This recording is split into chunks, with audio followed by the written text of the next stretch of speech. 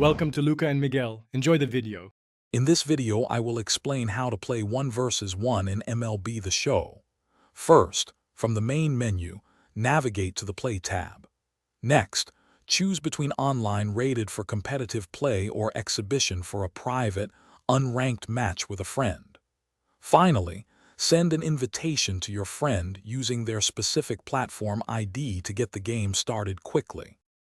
Once you've selected your game type, consider the differences.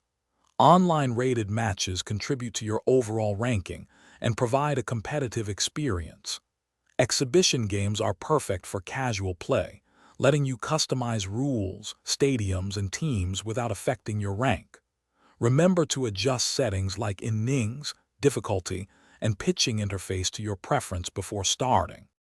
Before the first pitch, you'll have several customization options. Pick your favorite MLB team or a custom squad you've built. Then, select a stadium that suits your style, whether it's a classic ballpark or a modern arena.